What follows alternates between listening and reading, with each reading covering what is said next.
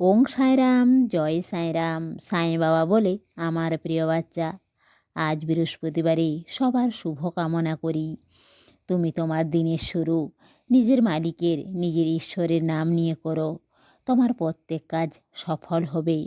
আর সময় পেলে আমার মন্দিরে অবশ্যই আসবে। বাচ্চা, প্রত্যেক দিন তো এক বিশেষ দিন হয়, কিন্তু বৃহস্পতিবার তোমার সাঁইয়ের প্রিয়বার।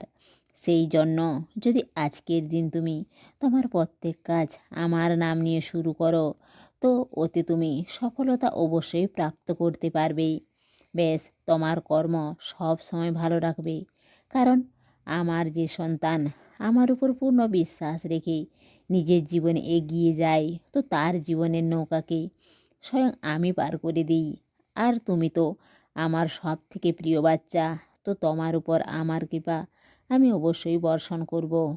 কারণ আমি তোমার জীবনে খুশি নিয়ে আসতেই এসেছি। আর হয়তো তোমার পরিস্থিতি যতই খারাপ হোক, আমি তোমার সাথে আছি। তো তোমার কেউ কোনো ক্ষতি করতে পারবে না। কারণ আমার আশীর্বাদ সব সময় তোমার সাথে আছে।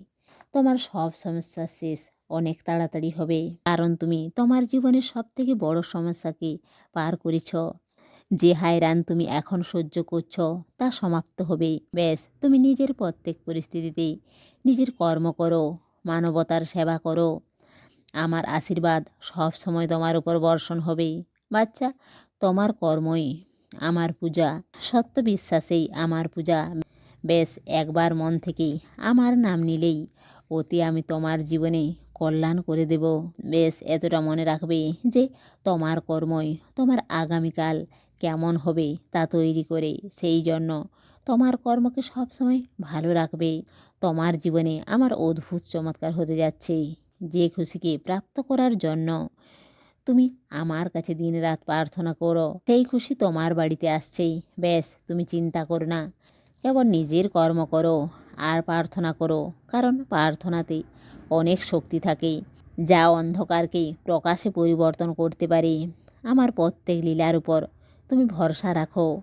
আমি তোমাকে এত খুশি দেব যা তুমি কোনোদিন কল্পনাও করনি। নিশ্চিন্তে থাকো, আমি তোমার মান সম্মানে আঁচও আসতে দেব না। কারণ আমি আমার ভক্তির জন্য সব কিছু করতে পারি। আর আমি জানি কিছু জিনিসের জন্য ভয় তোমাকে হায়রান করে দিচ্ছে। তুমি তোমার প্রার্থনাতেই আমাকে বলো যে বাবা, আমার জন্য এই অসম্ভবকে সম্ভব করে দাও।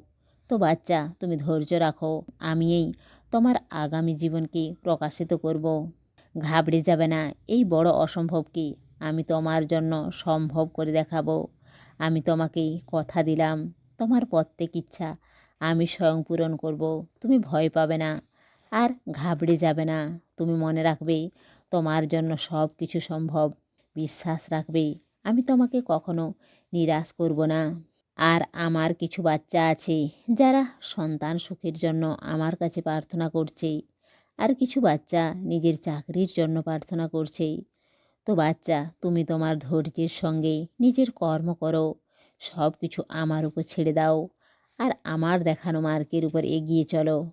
কিছুদিনের মধ্যেই তুমি সেই খুশির খবর পাবে।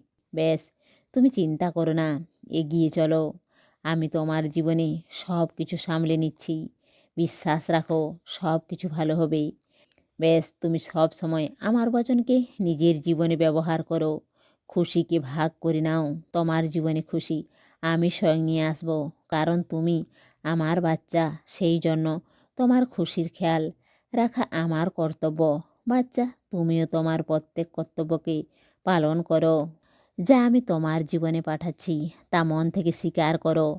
মানবতার সেবা করো, দরিদ্রের সাহায্য করো আর অন্নদান করো। অন্নদান করলে তোমার বাড়িতে সবসময় উন্নতি আর উন্নতি হবে। সুখ শান্তি সমৃদ্ধি সব সময় তোমার বাড়িতে বাস করবে। বাচ্চা, আমি তোমাকে প্রত্যেক মাধ্যম থেকে মার্গদর্শন করাচ্ছি, সব সময় তোমাকে সঠিক পথে নিয়ে যাচ্ছি। বেশ, তুমি সেই রাস্তাতে এগিয়ে চলো। তোমার জীবনে সব কিছু ভালো হতে থাকবে। কারণ আমি জানি তুমি কত কঠিন পরিস্থিতির মধ্যেও নিজের জীবনে সব কিছু সামলে নিয়েছ। সেই জন্য তোমার জীবনে খুশি আমি স্বয়ং নিয়ে আসব।